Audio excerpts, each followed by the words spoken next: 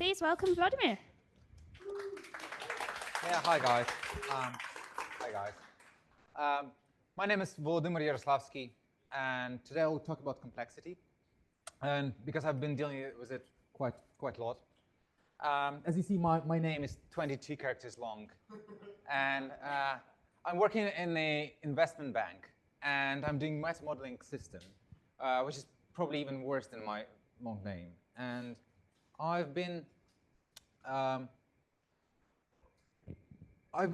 thinking about complexity and in the code I'm working on, and I understand that it's not only annoying to work with, but also it forces you to write your code in a more convoluted way. And today I'll talk about that. I'll talk about different kinds of complexity that we face and how to categorize it, how to do something about it. And I don't have I'm not a PhD in computer science, and I don't have a decades of industry experience. But still, I did this talk based on my experience and observations. And there is one important thing that I will probably repeat a couple of times during the talk, is that all the people react to complexity slightly differently. And I'll start with, how differently. I don't know if you heard about Dunning-Kruger effect, but it's kind of anecdotal thing where there's relations in between confidence and over time of experience. And I found that the way how we perceive complexity correlates a lot with Dunning-Kruger effect. So if we decide to put on a graph that complexity versus competence, when we start to do anything, should it be software, should it be other things, we start doing easy things in an easy way. So we do some tutorials, learning materials, something like that. But then quickly find a job, start doing more exciting things. People would expect us to do some things. Complexity. We just excited that, oh yeah, I can code this solution, I can code this program. But then when you continue to do this and people actually expect you to maintain whatever you wrote, you quickly understand that, well, maybe complexity is not that fun, and you start to looking to reduce it. But unlike Dunning-Kruger effect, where your confidence just plummets when you face your first reality check, here it's not that easy, because doing hard things in an easy way actually requires a lot of skill, and it's not straightforward, and it's very hard. So then the plot probably goes there, I guess. I have no idea, because I'm definitely not there yet. So in the Dunning-Kruger effect, this peak have a specific name. It's called Mount Stupid. And I thought about why so many people just get into this Mount Stupid, because in my experience, it's really unavoidable. I don't know anyone who avoided that. And I've asked my colleague, who is much more experienced than I am, who's doing some talks and presentations and some conferences, and he's seen a lot of my PRs, so he knows what kind of a developer I am. And I came to him and I've asked, where do you think I am on this graph? And I expected him to point somewhere there, maybe a little bit higher, but somewhere close to this. But what he said to me is that, Volodymyr, all right, out of respect for him, I will not do the French accent. So he said to me, Volodymyr, I think you definitely passed the tipping point, but you are somewhere there. You're still not far away from that. And I think that that's kind of maybe a reason of this Mount Stupid, because people think that they code is great, that it's easy to understand and very straightforward for other people, but apparently, maybe it's not. And I've called this talk "Complexity is a Sin," because writing complicated, convoluted code, and it actually makes you feel smart. It's fun, but then you quickly find yourself in maintenance hell, because you're a sinner. All right, so let's talk about. So far, I've referred to complexity as something abstract and evil. But let's think about what it is. So the Cambridge Dictionary provide this definition of complexity is a state of having many parts, being difficult to understand, and being difficult to find an answer. And this definition is good. However, it's pretty generic. So we'll split this definition in 3 types. So we'll call having many parts structural complexity, difficult to understand, the cognitive complexity, and difficult to find an answer, the algorithmic complexity. And we'll start actually with the last one because, I would say it's the easiest complexity. So we can define algorithmic complexity of how many operations of how much memory the algorithm needs to complete. And as I said, it's easiest because it's very easy to measure. Like you can count like how many operations and you can say a number, or how you can measure the speed, how many time it takes. And also it could be theoretically calculated.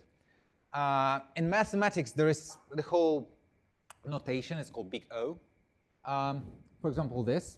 And this kind of notation, O n square, means that if you will increase the input size for some algorithm 3 times, then it will increase the time that you need to execute it 9 times, so squared. And it's very straightforward to reduce the algorithm complexity. You just need to come up with an algorithm that just do the same thing in less steps. As I say, it's straightforward, but it's not really easy. The next one is cognitive complexity, or how confusing or complicated it seems to us, or to me.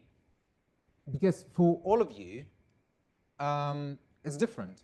Because it's quite subjective thing. Something that is difficult for one person is simple for the other. It depends on its experience, its context, how as they know the context. And it's in your head, so it's very hard to measure.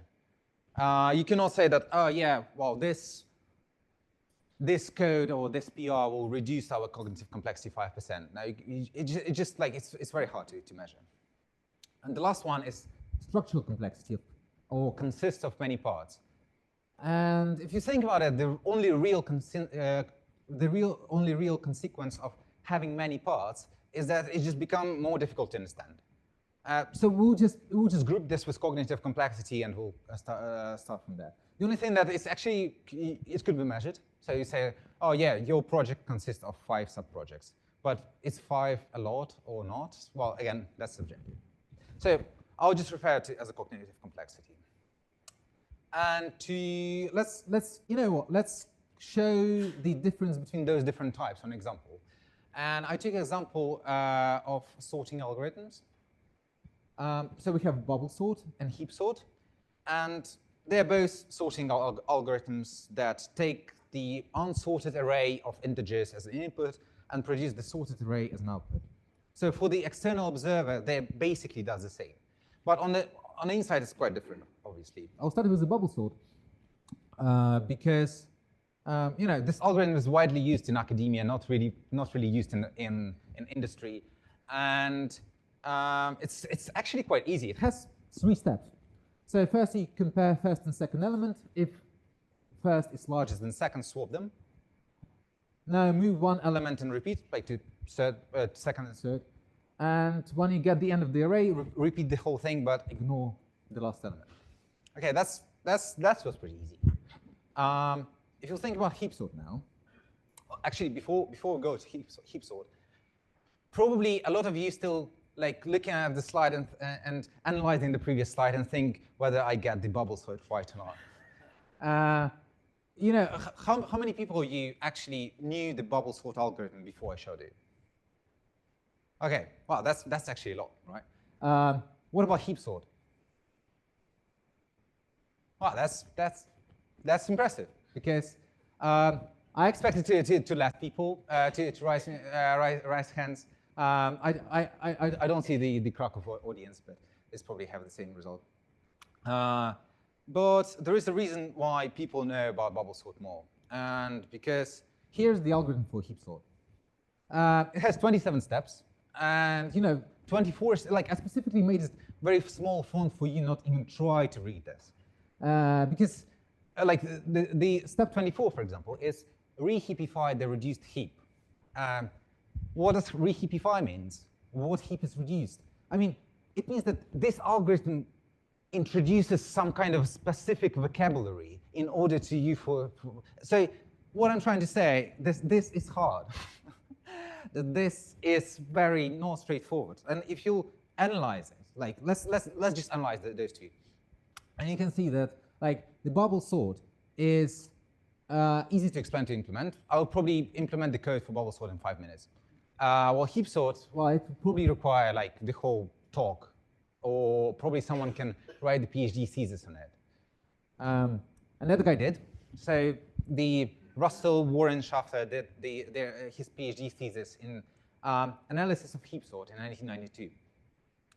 But why did he do this? Like, why did he decide to write the whole thesis? Like, if you already had some algorithm that basically does the same thing, but it's easier to implement and easier to understand. Well, because we'll get back to the algorithmic complexity. Say bubble sort has O from n squared, and heap sort have O from n log n, which is actually a big deal. Let's take a look at the real performance numbers. And if you put an array of 3,500 elements and try to sort it with bubble sort, it will take 40 million operations to sort it. While heap sort will take approximately 120K, which is 300 times difference, approximately. And well, that's actually what you said, that like if you divide n squared by n log n and set n as 3,500, 300 is what you get. And from the point of view of complexity, we can say that bubble sort is algorithmically complex but cognitively simple, and heap sort is vice versa. So which one is better? Well, it depends. Well, you don't really expect me to say the straight answer. It depends on what do you want. Like, do you want to run a live coding session, or do you want to optimize the speed for your program? So I don't use either of them on my daily basis. On my daily basis, I do this, and I'm sure most of you also do the same. What algorithm does it use? I have no idea. The only thing I know about it, that the algorithmic complexity of it is also n log n. So it at least performs on par with heap sort. But I'm sure that implementing this is very, very complicated. I'm sure that, you know, whoever writes Scala standard library or whatever this algorithm sits, probably try to wrap their heads around it and, you know, do it as best performing as possible. But the cognitive complexity for me as a user is just to write dot sorted and, you know, get it sorted. But unfortunately, not all the time you have some ready-made solutions available in standard library, right? And as I demonstrated on the example above, have multiple types of complexity. Like it's always a compromise, and it depends where do you land on this compromise. And to make a decision, you need to understand like what do you sacrifice? What is the downside? What is the cost?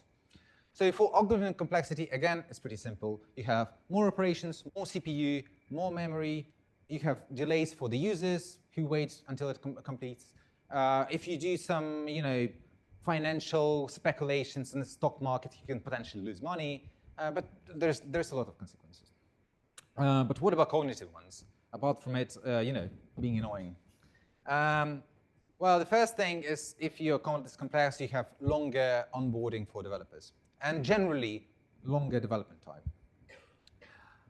That's pretty obvious. The second one is low motivation. Cognitive complexity is something that which is difference in between legacy code, which 30 developers work on for 5 years, and something that you started, you know, by yourself right now. And if you're forced, because sometimes we don't have a choice other to work on legacy projects, it does not, you know, impact good on your motivation. And the last one is the harder code reviews, because, you know, person who are reviewing your code have to like dig deeper into this. And if you add harder code reviews, harder code to review with low motivation, you will obviously get that the person who needs to review 2,000 lines of PR will just scroll lazily through it, maybe not all the files, and say like, oh, GTM, like looks good to me, and click approve. And basically, as you understand, that even contributes even more to the problem, and it just spirals down. So before we continue, I would like to add another dimension to complexity. So there's one quite influential paper. It's called Out of the Tar Pit. That introduced this kind of division. So this is absolutely unrelated to everything I spoke before. And it's divides the complexity types from the source. So you have inherited complexity and accidental one. And inherited complexity is basically the fact that some things does not have easy solutions. If your task is what will the weather be in London in 10 days, you cannot possibly write it in 50 lines of code. Some problems are hard to deal with. And the good and the bad thing is that we cannot do anything about it. So we shouldn't even say, you cannot just go to the user and ask them to, please have easier problems. Unfortunately. Another thing that is specific to inherited complexity is that it's quite easy to explain it to other people who are unrelated to your solution. You can go to business people who are responsible for resources, resource allocation for your teams, and explain why do you need that much time or that much people in your team. On the other hand, accidental complexity is completely your fault.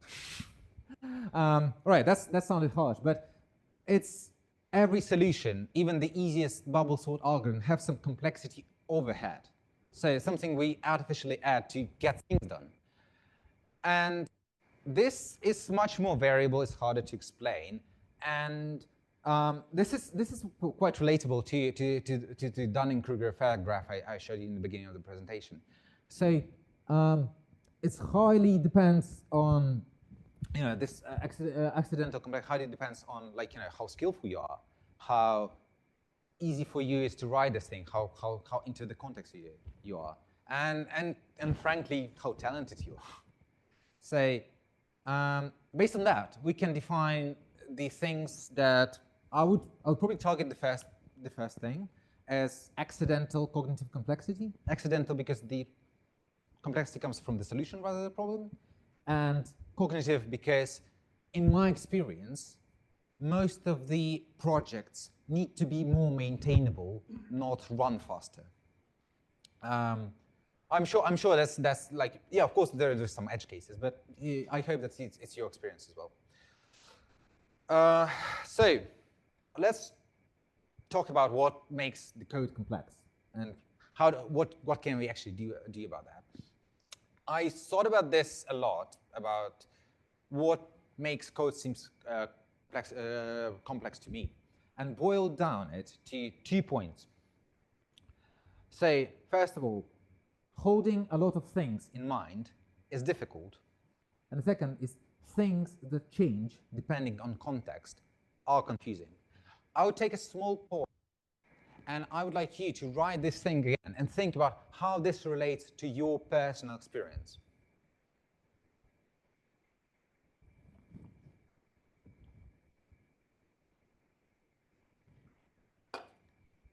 Okay, so I'll try to formalize those claims a little bit and propose the solutions. So to hold less things in your mind, you need to reduce necessary context needed when you're working on a particular part of the application. And to make things not depend on context, well, frankly, you just need to make your application stateless, which is not really an option. Well, generally, the handling of state is kind of topic that requires probably a separate talk, but I think it's much more highly individual approach that is needed to handle that. I know that usual approach in the industry for that is to make so-called imperative shell functional core. When you push all the state out of your core, like to the database or to the front end or wherever, but it's not really, there is no really a silver bullet. They still have, when you have some latency requirement, or I don't know, a requirement for the strong consistency or things like that, it's become complicated. So I want to speak about this anymore, but just I'll concentrate on the first point, because here we actually can find some universal approaches. To continue to, if you elaborate on this reduced necessary context and make it more clear, I would say what we want to make applications to grow sustainably in terms of context. Because having large context with it, it's not really a problem when you have small applications. But what you really want is that when your application is growing, you don't want your context window to grow indefinitely, because there are multiple studies that the things that we can hold in our minds is limited. You can hold on a limited amount of things. And for your application to grow sustainably, there should be a limit to the context window that you need to hold in your brain every time you work on it. Okay, I'll try to demonstrate this on some example. The example will be Spotify-like app. And let's imagine that this is application code. So we have application, we have interface part, implementation part, and models part. And interface, let's say that our interface is just some REST, HTTP interface. Models are just case classes, and implementation is just service layer with some functions defined in there. It's all monolithic, it's all just one slab. And again, when you have five functions in implementations, it's pretty easy, right? But like when there are 50, 70 of them, you understand that when you do even a small change to any of them, it may change models, it may change interface, and you can cause the whole cascade of changes across all of your application, and you have to hold everything in your mind. So in order to address this, we can try to split it and take, again, Spotify-like app. So take all the methods that relies to users and put them in the user service. Methods that relies to songs in the song service and playlist service. And then you have methods like add song to playlist, which should go to song or to playlists. We don't know. We'll just put it into the playlist, but we have to keep in mind that this kind of division, you not always can trivially divide all your functions into modules. But as we figured out that if you think about this, by splitting those functions into separate objects, separate services, didn't really change anything, because those things are still tightly coupled between each other. They're still tightly coupled with models in interface. And in order to address this, we will try to introduce the interface. Like, it could be some abstract class or something like that for those models.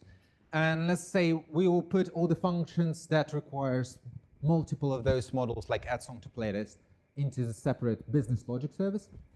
And in order to decouple this from the models, we'll also add some internal models for the service. And what we did, we effectively created some kind of like more separated layers.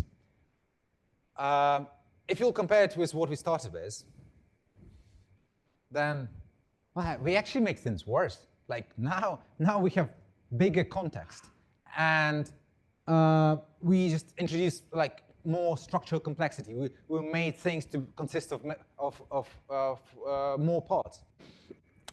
However, what we also did is that, let's say that you need to work on this, like you need to add function like get, like add a song to playlist to put it in business logic service. Then the necessary context you need to work is this. So we don't need the implementation of this anymore, because now we just have an interface, and we can just go through it. And but if you want to work on a like song service, then that's only the necessary context. So we can safely ignore everything that's outside of it. And if you think about it, the highlighted area in here is resembling what we started with. So unitary implementation, some interface, and some song. And it means that you can continue to do this recursively. If you'll simplify it, the layered application will look like this. So you have a set of layers, like a set of services. They just call each other in chain. And for example, for service 1, the necessary context will be this. This is for service 2, service 3, service 4, and so on. And what's the good thing of this kind of structure is that if you want to add another service, service 8, you will increase the total complexity of the whole system just by complexity of this. Yes, you will introduce a little bit of overhead to service 7 because it's just immediately close by. But for the other services 1 to 6, they don't care about the new service. You don't increase it at all. And it means that when you add some new components, some new amount of code to your application, it means that the whole complexity grows linearly. So complexity grows as O from N. While if you come back to the monolithic service, when you add a new component, not only it adds its own complexity, but it also, like now, all the components have to think about the new component. Like you add context to it. And it means that in this case, your complexity will rise quadratically. And again, if you remember my example with sorting algorithms, quadratically is how you get 40 million operations, right? You don't want to be in that territory. And this thing is not new. So Dijkstra once said that the intellectual effort needed to conceive or to understand a program, which is in our definition basically a cognitive complexity, needs not grow more than proportional to program length. That should be linear. And I think that's exactly what we achieved with the layered structure. So to sum up my example, I would like to show 4 things how we can reduce necessary context. The first and second is like separate layers, separate modules inside the layers, like by song playlist and so on, which has pretty much a similar effect. And then I also added design good models and design good interfaces. Good models and interfaces are those like red and yellow rectangles that you saw on the diagrams. And they are like, it's something that you broadcast to other servers. It's something that other developers, other services will take into their context. And you want it to be designed good. You want to show, to give other people something good to think about. And luckily, you can solve the first 3 points using one approach. And this approach is domain-driven design. I really hope that most of you know, or at least heard about domain-driven design. If not, I think that's, that's the cornerstone of the modern software development. And basically what it means that you should model your domain, you should model your connections and generally application after the real world. So all connections should be logical, all case classes, all the models should represent something from the real world. And I will not stop on domain-driven design because it would need another talk, but I strongly encourage you to, to learn more if you haven't yet. Well, what about interfaces? I've been designing interfaces for quite some time. And I'll try to boil down like 6 points in here to think how would I see a good interface to implement it. The first one, it should be backed by underlying domain. Again, domain-driven design, you know what to do. I just wanted to emphasize it again. Second of all, that your interface should be consistent with an existing ones.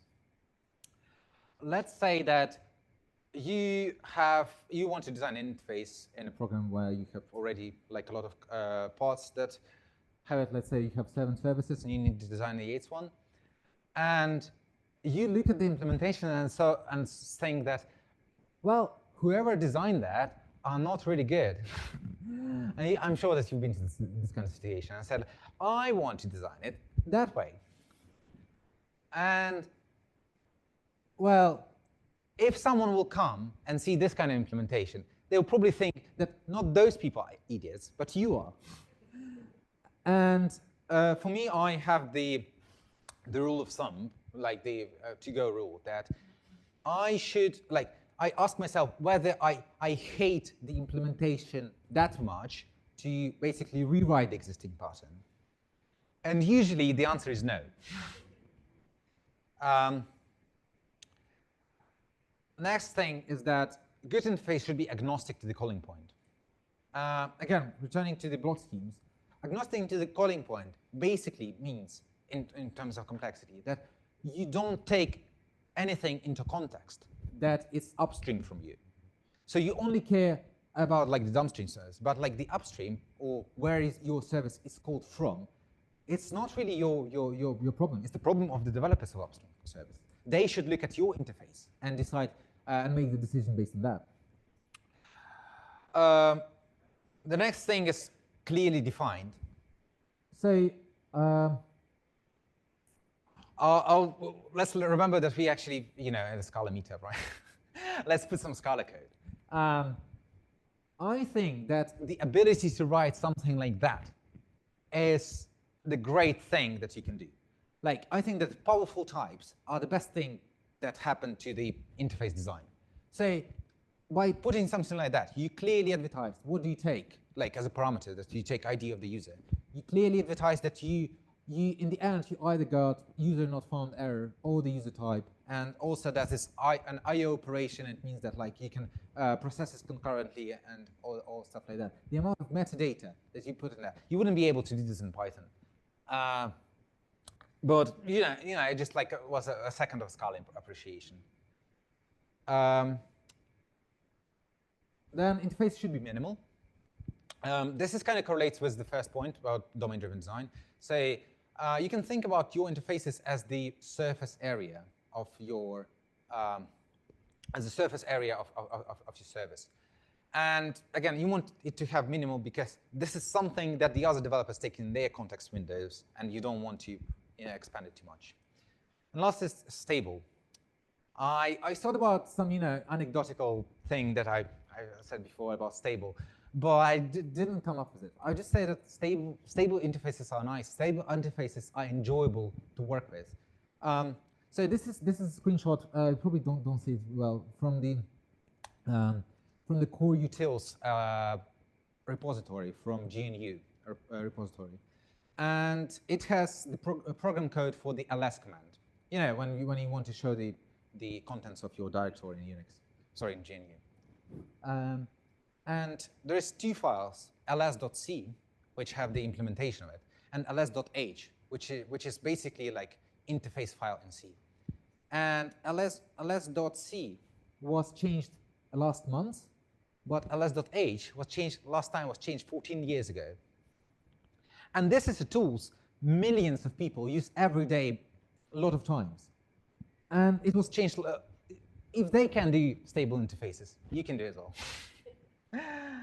Right, I have some kind of other tips for you, like to make it more down to earth, to make it a thing about complexity. And the general theme of those tips is that you should treat complexity, the existing complexity, as a tech debt. Because essentially it is. I just want to say that it builds up fast if left uncontrolled.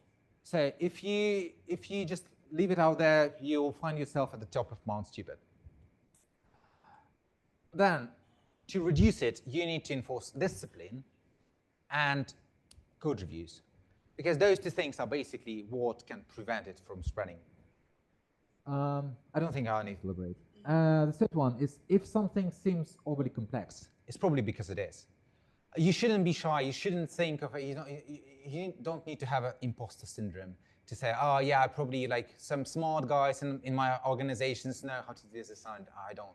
No, because probably they can quit and then they will just leave it to you and you don't know what to do with this. But the thing is that you should speak out of it. And this is, you can think about it as your contribution to the general developer experience. Probably the go-to way how to reduce existing complexity is to do refactors. Developers, in my experience, are very keen to just throwing the code out and just writing the whole thing all over again, because they think that the way they are writing it definitely will stay forever. Usually it doesn't. But refactors, from my experience, are expensible, unpredictable, and sometimes you may shoot yourself in the foot. And the last thing is don't break patterns. I've mentioned this in the interface design, but when you break patterns and introduce special cases, you introduce the additional complexity. People enjoy when you have the same pattern and everything in the application just follows it. So yeah, don't make yourself worse by trying to make things better. And I would like to end my presentation with this picture from the children's book. You probably don't see it, but I'll read it out loud to you. So Haggis has a hole in his roof. He never fixed it because on the rainy days, it was too wet to work. And on sunny days, it did not need fixing. So yeah, it's summarized just generally. It's not only complexity, it's just generally tech debt. Because you don't really notice complex code until something breaks and you need to make a hot fix, and then you understand that, oh yeah, actually, in order to understand what's going on, I already need to, sometimes that exceeds the SLA, and just remember this kind of picture from children's book. And that's probably everything I want to share with you today. Yeah. I will leave my contact page. That's my name, 22 characters long. My email address, my telephone number, if you want to write me in WhatsApp or Telegram, please do. I would be happy to talk to you. I don't have really much social media because I try to, avoid. Thank you.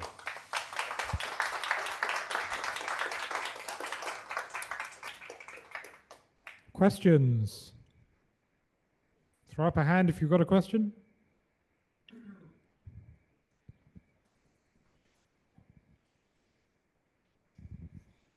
Hi. So regarding your example with songs and playlists, where would you put the method to delete a song when it also has to disappear from all the playlists it was included in?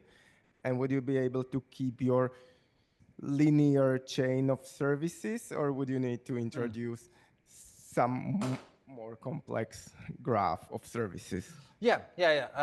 Obviously, again, it was meant to be like more simple example, but generally, like where I would put this is that like if you would need to follow this. Well, first of all, again, it might be somehow connected in a database, but I would probably put it in the business logic service because this is something that would use multiple services, and yeah, and generally. The layering, the architecture, your application in layers, is never a straightforward task. That's what I mentioned on the previous slide when I said like, if you don't know where to put it, like you just think about it more. Actually, I wouldn't probably have actual song service and playlist service. To be fair, I would probably come up with some different thing, and that's why we need domain-driven design, because if we would actually follow the real examples, the answer to this question would be trivial. But right now, I don't know how I would put this because I'm sure, especially with delete operations, everything can blow up unexpectedly. So yeah. Okay. It was that it seemed too simplistic to me to just have a linear chain of services, right? Yeah. Actually, if it would be more realistic, like the service 1 would call service 2 and service 6. Service 6 would call 3 other services and something like that. But still, it doesn't change that in your context window, you only need the interfaces to the downstream services, that you immediately use. So if your service 2 use service 3, and service 3 used 5 other services underneath, that's a part of the implementation from the service 3. So you don't really need this. And that's why you, again, this estimation of the complexity I gave, that is O from n. And if you know how the O notation works, O from n means like if the complexity is 10,000 times n, it still will be on O from n. So it just generally like does not grow quadratically. But yeah, it can certainly like if you have kind of complicated system, it wouldn't be like just linearly like very easy. It will be like in real world a little bit more. Oh, any questions from Krakow? Do we have any questions?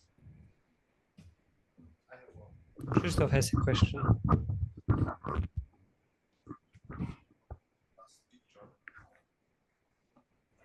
So the question is not that much for the complexity, but for the last picture and the tech debt in general. What, in your opinion, is sort of the biggest tech debt that we have in the code bases, in our code bases? Well, I actually think complexity is probably one of those. Yeah, because maybe I'm biased because I made a talk about it and thought about it so much in the last days. But again, why do we think that some code is TED debt? Like, because usually TED debt is still something that works, but just doesn't look that good as we think it should look like. And in most cases, it's something to do with complexity, right? It's some things like the tech debt say, oh yeah, we need to rewrite this module because it's just like use deprecated libraries, but it's also I don't know, just do things in a more convoluted way because sometime before we thought it's a good idea, but we don't think of it anymore, or something like that. But I think that in most cases, it's caused by complexity, and then people want to refactor something and to simplify something. Because if you analyze your backlogs in your companies, most of the things in tech debt backlog is to refactor something. So yeah, that's what I think. Thanks for the question. But did I ask actually your question? Sorry. I mean, I hope that you said build tools, but yeah, that's okay. That's also a good answer. Do you have a question? We have a question from London. Yes. So, except of competence, what other factors do you think influence complexity of created code? Mm-hmm. So, question one. Question second. So, from clearly software architecture perspective, software architecture maintenance, excluding performance, hardware, do you think less complexity is always better? Well, certainly less complexity is always better, but again, we like about less complex. I'll start with the second question. Sorry. We have to think of it as I provide a separation to inherited complexity and accidental, and we should think that the best thing is have to as little as possible accidental complexity, which is created by the solution. But the inherited complexity, if you did your domain-driven design properly, should roughly equal to the how complex is underlying domain. So yeah, you want to minimize this, but this should represent the real world. And there is, as I say, if you did it properly, there's nothing much you can do. And about what else influences what else is influencing the complexity apart from competence? I would say that when you have much more context on the things you're working on, you know the better ways, you know the know-hows, you know the shortcuts, how to make something better and make something more robust. And other than that, I would say it's talent, maybe. And motivation? Motivation, yeah. Well, that's a good one. Let's say you work on your own high-frequency trading bot versus you work for the company that you don't like. Well, that's a good question. Like I haven't thought about motivation, but I think it's certainly like a factor. It's how much effort you want to put in that. But at the same time, I think that when you're writing something for yourself, you may have like a desire to maybe sometimes make things overcomplicated because you can, because it's like your own time and like nobody's controlling you. But that's a money-making bot. You want this to be the best. Sorry.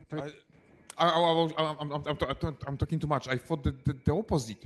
I gave you an example of trading bot, which is something that you're extremely motivated because it makes you money.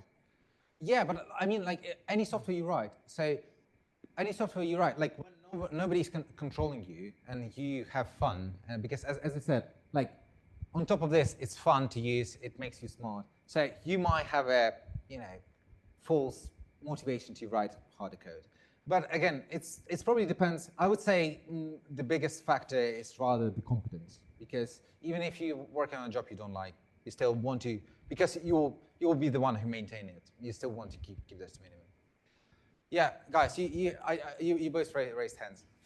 Yeah, thank you. Hi. So I have a question. So usually you told about inherited complexity, which represents real world, right? Yeah. But on other side, real world is modeled, so it's not precise model. It's some simplification to address some use cases, right? And over time, use cases changes, and then you have to choose between refactoring, breaking the pattern, or implementing special case. What would you choose? Yeah, well, that's a good thing. That's the good question, actually. So yeah, as you mentioned correctly, like you cannot possibly like with domain-driven design model the real world fully. You know, when you are modeling the users for the shopping application, you don't start with carbon-based life in the universe. So yeah, like you do some simplification, as I said, like, and when it changes in a way that your simplification are not really justified anymore, the best way, well, again, as I said, like probably you can tackle this with all the three approaches you have, but I would say that's individual particular. Yeah, of course, refactor is the best one if you have time for this, if you have like resources for it. But you should probably like see the particular situation in the company. Yeah, so, sorry, it's probably not very straight answer. Yeah, in my experience, I've seen code bases full of special cases, and they were, because of that, they were overcomplicated and hard to support. And then eventually, people wanted to refactor everything and rewrite larger pieces of system completely. Yeah. I mean, I totally agree about special cases. They really add complexity. And yeah, but again, if you have resources, then yeah. If you're on the verge of a bankruptcy, you probably like it's all right to have you complicated code for some time until the next refactor. Yeah. This is one of the topics that you can go on for hours. I keep wanting to. Every time I've got any questions? No, I've got debate points I want to talk about. So, in the interest of time, I'm going to bounce back to Krakow and see if there are any more questions there. I have a question. So how do you think AI makes this diagram, this Kruger effect, look like? So does it change it, or? Really complicated. So. Well, I think, if you put, instead of complexity here, your desire to, like, how cool you think wipe coding is. You also, like, at first, you know, it goes up and then you kind of understand things. But it's a joke, of course. I think, well, again, I haven't thought about it. And that's a very interesting question, because, I mean, that's probably will be a reality for us for some time right now. And, well, I guess the pivoting point in this graph is, you know, top of the Mount Stupid, where because that's the point when you understand that, well, actually, you don't like complexity anymore. And then it goes down. And probably with the AI tools, you will have more tolerance for complexity. Because if you let the AI more, like, you know, if you'll have much better summarizing what this code does. Like you will be able to tolerate complexity for a longer time, and which basically effectively will do this Mount stupid taller, which is probably not a good thing. But again, with the tolerance, like if everyone will use AI, it will probably just like raise this graph a little bit higher. But I think that the shape will be roughly the same. Thanks. Sorry for the tough question. No. That's a cool question, right? Like really, thank you. Sorry, I don't see your face, and I don't know your name, but yeah, that was a good question. Our previous speaker. Ah, There yeah, he it's is. Tomasz. Yeah, hi Tomasz. Right. Any last? I think. Yeah. No. I think. I know a few people in the audience will agree with me that most of these questions are really debates that should occur in a pub. Yes, But I'm just I saying. totally agree. I totally agree. Please follow us at the pub. I will happily to, dispute with you about complexity and AI and all the other hands. Unfortunately, yeah, we have to leave the folks in Krakow for, they probably all go to their pub. They have good pubs as well. Yeah, I'm sure they are. I have my. You should come next month. No, actually, I had like. Is that an invite? Sorry? I think Yeah. I was just invited to speak in Poland next month. Yeah, next I think that's month. what- I think that's what it 13. was. Or just to the pub, wasn't it? Yeah, I mean. Yes, we'll go to Poland. Probably next year. But like, but yeah, I'll be very keen. I've been to Krakow a couple of times, and yeah, they have a very good beer. So yeah. Thank you very, very much. Yeah, thank you guys for questions, and yeah, thanks for listening.